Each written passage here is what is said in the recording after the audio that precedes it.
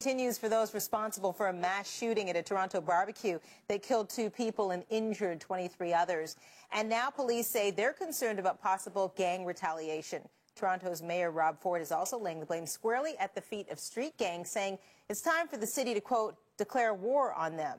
We're joined now by former Toronto police officer and co-CEO of Investigative Solutions, Ron Weatham. It's good to have you here. Thank you. So let's talk about what the mayor's saying. You know, declare war on the gangs. We've heard this kind of talk before.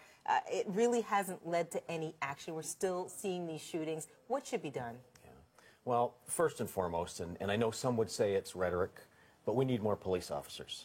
There are, pardon me, approximately the same number of sworn police officers in the City of Toronto now as when I joined 36 years ago in 1976. Since that time, we've had a huge increase in our population.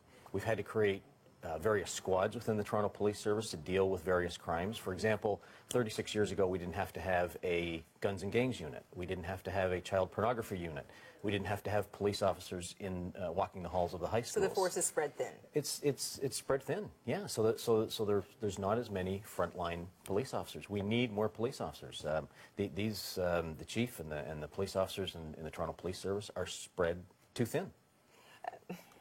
What if we take a step back, though, Ron, and look at the fact that these people have guns in the first place? Yeah. If they didn't have guns in their hands, then there probably wouldn't be a need for as many police officers on the street. Right. So if we could just back up a step, how are they getting these guns, and how do we stop them from having access? Yeah, that's the root of the problem. That's the root. Yeah, I would even go a step back, sure. One step back further. And, you know, as a lot of people have said over the last couple of days, some of the faith community leaders, it starts in the home. Yeah.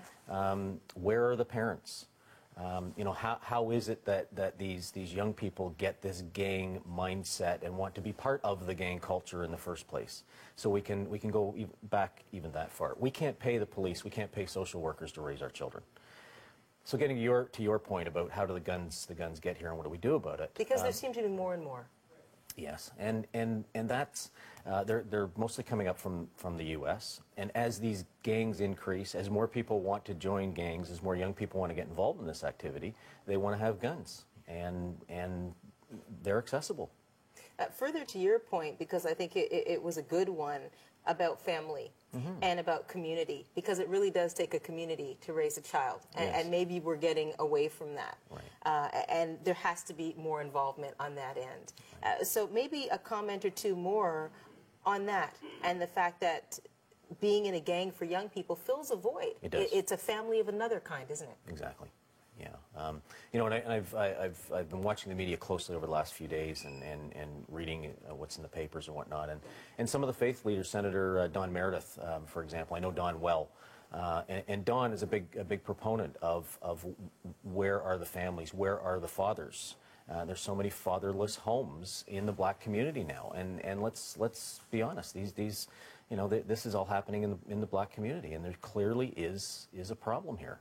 And I know Don held a vigil last night down at the scene, and one of the other faith leaders from that community as well is saying, "Where's the fathers? We've got to do something about these fatherless homes." It's obviously you know, a problem that's not going to be solved overnight, but I guess it is. It's looking at a change of the culture culture of kids getting into the gangs in the first place. Tell me, as a resident of the community, because you speak about what you know. I mean, this is where you grew up. I did grow up right there. Yes. You went to school there. I went to West Hill Collegiate. So looking back at those days and then looking at what you're seeing now, how are you feeling? Well, I think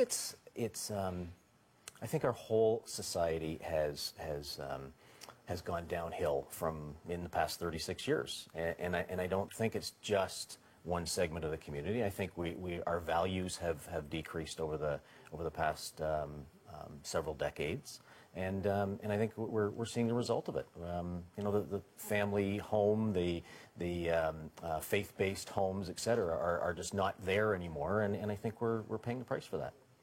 Oh, good to have you here. Yeah. Thank you so much for your thoughts. Appreciate it.